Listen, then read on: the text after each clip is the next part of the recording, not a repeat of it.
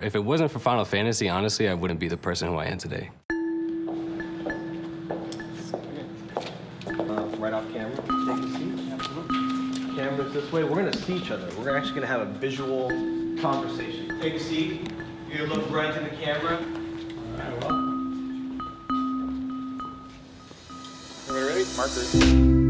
I lived in South Central LA for such a long time, and being in an area that doesn't have a lot of hope and somewhat back in the early 80s, that was my way to escape all the violence and everything. So I think if anything, video games kind of helped me stay astray from all the other stuff that was going around my life. We would have to sit there and watch my dad play these video games, and you know, I loved my dad and he was my role model, and it was like, oh, I want to be like my dad. So if he's gonna play video games, well, I'm gonna play video games. Just being able to have a real gaming system in my hands and able to play it whenever the TV wasn't being used, that was the most fun I ever had growing up. I was very, I guess we would say, socially awkward young man. My mom got me a regular Nintendo, and she noticed that when I would play with other kids, I'd have a controller and they had a controller, and she told me that was the only time that I would really kind of open up and talk to them. So I always kind of say that without video games, there's no way that I'd be where I am today.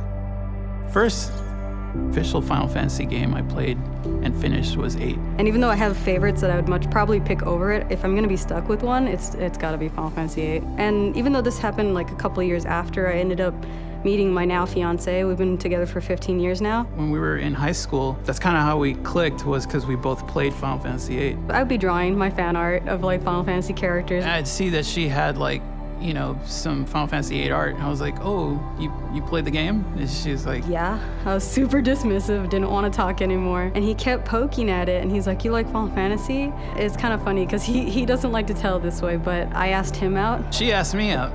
She's the one that initiated it. She's the one that said, oh, I like you. And he's like, well, you mean like your friends? You like your friends? And I was like, no, I like you, like you. I was thinking about the relationship between Renault and Squall and how adorable it was and how forceful Renault was. And I wanted to be that because I didn't want to lose him either. Such corny stuff to be saying on camera, dude. I've played nearly all of the Final Fantasies since then, and they're all memorable and they're all attaching, but 8 has that part of my heart. As a developer, when Final Fantasy VII came along, it kind of shocked me. People had been playing the games before and cared about the story, but I think Final Fantasy VII really changed people's perspective of what story meant to a gamer and their connection to the characters. And I didn't have a lot of sort of faith that people would care about narrative in games, and I think Final Fantasy VII showed very clearly that could be a driving force for people's interest in a game. The first time I played Final Fantasy VII, I was like, oh, there's like a story and just the characters, and there's kind of like the Cloud was had like teen angst, which I was going through at that point in time in my life, and I just really related to it. It made every other game feel like a kid's game after that. Well, it's definitely been a huge influence for me, the Final Fantasy series, as a developer, as a fan, as a gamer, especially number 7. I think for me, that's probably like the greatest game of all time. The first game that I ever actually watched someone play and enjoyed watching them play, it was Final Fantasy VII. I was at my buddy Chris's house, and I remember the music being really cool. And I was like, oh, you know, what's this game? So he's explaining it to me. And to me, that's got the best character development of any game ever. These characters, even though they're like made up characters, they're still going through these struggles. And that's one of the things for me, like I'm able to relate to back in my personal life and say, okay, like no matter what really happens, I can always really overcome if I need to. I think losing myself in these stories with these great characters kind of just helped me cope with the everyday realities of, you know, being bullied and being around people who aren't really as, maybe as accepting. I was a nerd, and video games were, for me, gave me hope that there was something more out there than just getting bullied at school. Final Fantasy IX, the main character, Zidane, kind of goes through some major stuff toward the end of the game, and he feels like he's alone. And then there's this really, really beloved sequence by fans where really all of his friends, one by one, come to his aid and remind him that, hey, he's not alone, and there are other people out there like you, and it's gonna be okay. It kind of gives you a window into a different, kind of more accepting world in a way. Even though if it's not the real world, it still gives you some hope that things can be a little better when you get older and things like that. Common misconception that a lot of people have about the Final Fantasy series is that, frankly, we're up to 15.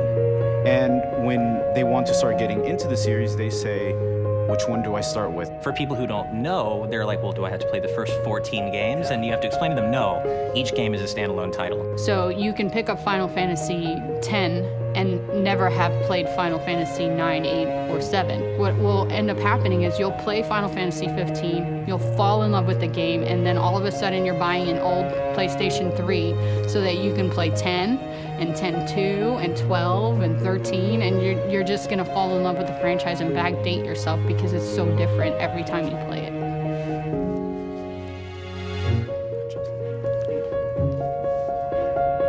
God.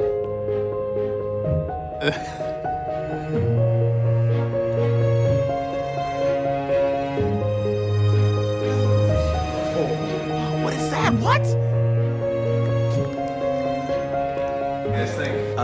Summons are looking. Summons are crazy. Yeah. This game looks awesome. I feel like this is what would happen if me and 3 of my friends got sweet Final Fantasy magic powers. This is just like good brothers setting people on fire.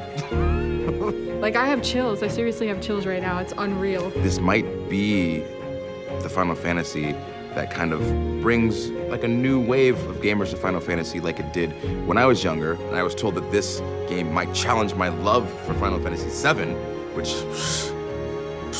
huge claim, but you never know. I'm ready. Final Fantasy 15. We're ready. We're both ready. So ready for We're it. so ready.